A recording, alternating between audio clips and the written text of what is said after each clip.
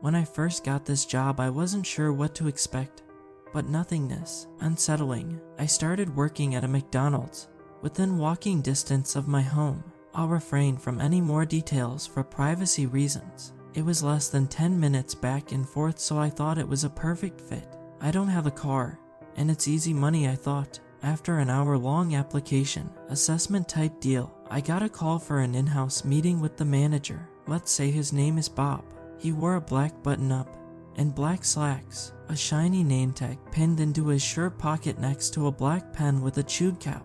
He looked not much older than me, mid-20s, but his dark sunken eyes made him look older. We talked for almost half an hour. I was visibly shaking for the first 5 minutes, but he didn't seem to notice. The last thing he said to me was, "See you Monday."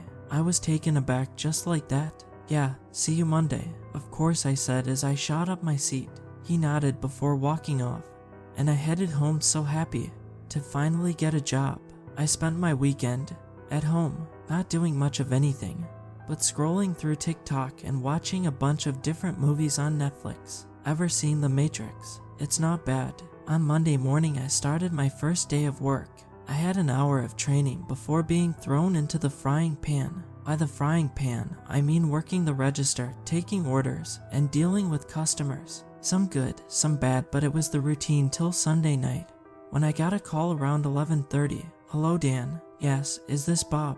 "Yeah, it's me. Can you come in tomorrow for the night shift instead of your regular shift?" "Night shift?" I asked him. "Yeah, we need you to fill in. Pays $1 more an hour." "I'm in. Maybe I can do this normally." "Great, and yeah, we'll see," Bob said before signing off.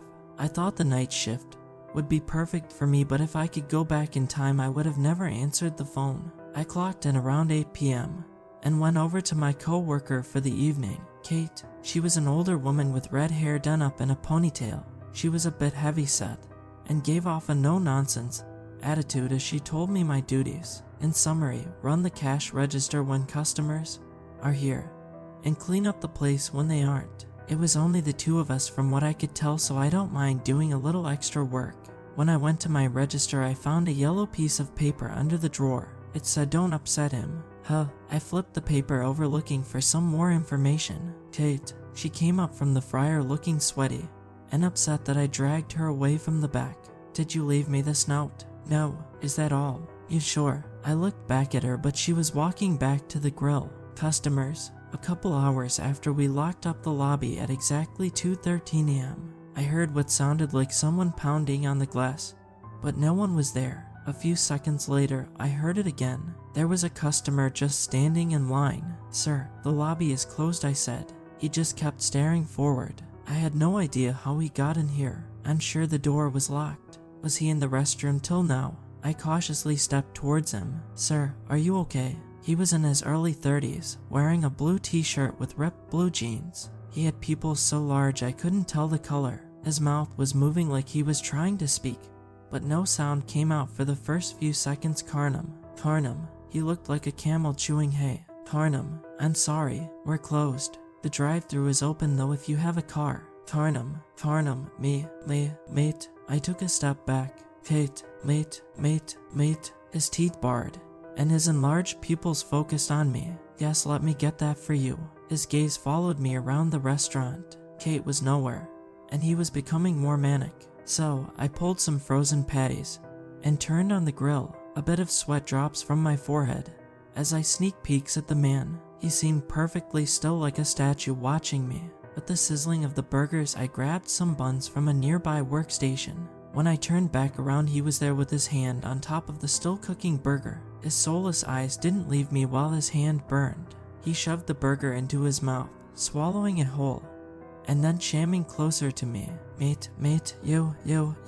I stepped back, but he started shambling faster. I froze, but he went past me towards the bag of frozen meat and started devouring the entire bag. I snuck away while he engorged himself with the frozen meat. His teeth looked like fangs ripping into the meat with the crackling sound of ice. He finished the bag in under 20 seconds before peering at me from behind the prep area. His teeth looked even sharper, and a low growling sound echoed from across the room. I darted for the front door, but it didn't open. My key was gone, and his footsteps grew closer and closer. My vision blurred as the sweat dripped down from my forehead, but luckily to my left was the restroom. The door slammed behind me as I twisted the lock into place. I prayed it was enough. After a few moments of dead silence passed, when a bang, not a knock, more like he was pummeling into the door. It flexed and bent, but the door held. You, he said over and over. Then an even louder bang rattled the door as he slammed his whole body against it. The door could have buckled at any second, but then he stopped. I tried to call for help, but my phone had no signal. But the strangest thing was the time. It's still 2:13 a.m. and stayed 2:13 much longer than it should have.